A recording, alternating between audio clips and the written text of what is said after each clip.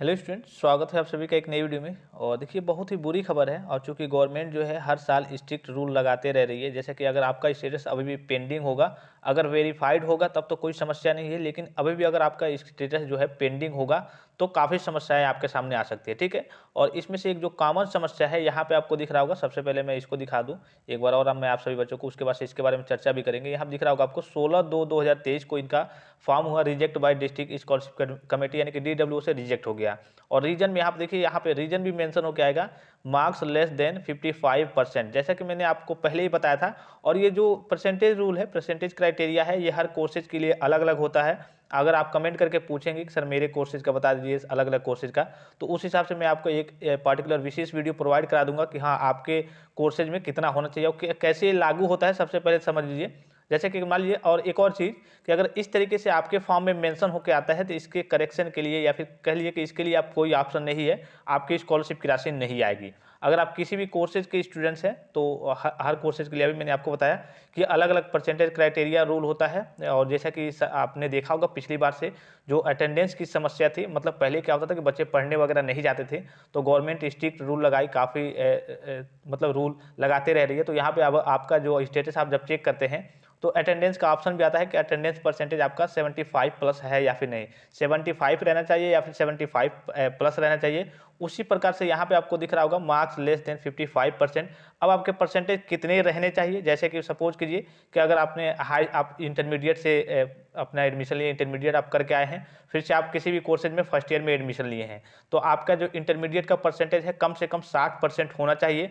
Otherwise अगर आप high school से आए हैं तो उस केस में आपके 55 यानी कि 55% होने चाहिए। जैसे कि यहाँ पे आपको दिख रहा होगा रीजन में मार्क्स लेस देन 55%। अगर मान लीजिए कि 60% का यहाँ पे क्राइटेरिया होता तो यहाँ पे लिख के आता रीजन में कि मार्क्स लेस देन 60%, लेकिन यहाँ पे मार्क्स लेस देन 55% है।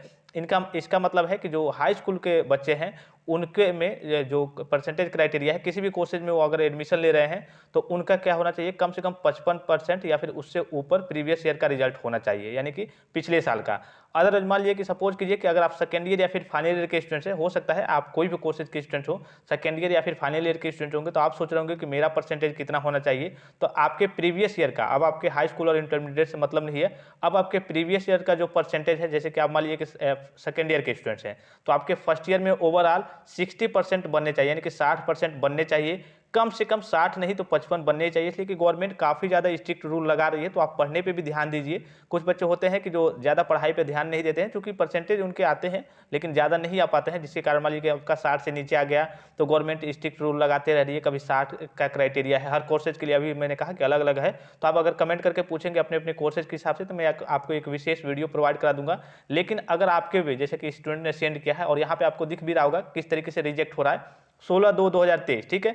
दो चीज़ों को वैसे ज़्यादा रिजेक्ट हो रहा है, अगर आपका पेंडिंग है तब, यहाँ पे अगर आपका पेंडिंग दिखा रहा होगा इस तरीके से, pending at district scholarship committee, तब आपका रिजेक्ट होगा। अगर आपका वेरीफाइड हो गया है तब कोई समस्या नहीं है, इसलिए कि जब DWO लेवल पे जांच होती है तो वहाँ से देखा जाता है कि हाँ सारी चीज़ें सही है, तो आपका वेरीफाइड कर दिया जाता है, यानी कि वेरीफाई कर दिया जाता है। लेकिन अगर अभी भी आपका पेंडिंग है और जब DWO लेवल पर जाता है तो हो सकता है यहाँ पे जो डाटा, कई बच्चे क्या करते हैं गलत भर देते हैं। जैसे कि मैंने आपको कहा भी था कि जो बच्चे गलत जिन्होंने रीचेक या फिर स्क्रूटनी का फॉर्म वगैरह भरा था वो करेक्शन करा लेंगे। अगर यहाँ पे आपका डाटा गलत पाया गया तो जो आपके DWO लेवल पे अधिकारी होते हैं वो सोचते हैं कि हाँ लगता है बच्चे ने इसका कम परसेंटेज होगा और इसने डाटा बढ़ा के ज़्यादा भर दिया है, तो उस केस में आपका जो फॉर्म है वो रिजेक्ट कर दिया जाता है। और यहाँ पे सीधे शब्दों में मेंशन भी होकर आ रहा है कि मार्क्स लेस देन 55%। तो आपके भी अगर इस तरीके से अगर आपके 60% से कम है तो समझिए कि आपकी स्कॉलरशिप की राशि नहीं आएगी। अब देखिए 2 साल पहले की बात करें तो पहले भी ऐसे होता था, लेकिन पहले क्या होता था कि लास्ट में जाकर के इनका भी फॉर्म वेरीफाई कर दिया जाता था और इनका पैसा मतलब आने लगता था। लेकिन पिछली बार आपने देखा होगा, पिछली बार भी फंड की समस्या थी और इसको लेकर के गवर्नमेंट जो है इन चीज़ों को लेकर के कि हाँ बच्चे रेगुलर कॉलेज जाएँ या फिर बच्चों के परसेंटेज हैं 60% से ऊपर रहने चाहिए, इसको लेकर के काफ़ी स्ट्रिक्ट रूल है। अगर आपके अटेंडेंस 75% से नीचे रहते हैं तब भी आपकी स्कॉलरशिप की राशि नहीं आएगी। अगर आपके प्रीवियस ईयर के रिजल्ट में जो आपके परसेंटेज हैं अगर 60% से नीचे रहते हैं या फिर 55% से नीचे रहते हैं तभी भी आपकी स्कॉलरशिप की राशि नहीं आएगी। तो इस बात का आप विशेष ध्यान देंगे सभी बच्चे, और आप अपने कॉलेज रेगुलर जाएंगे और आप अपनी पढ़ाई अच्छे से करेंगे।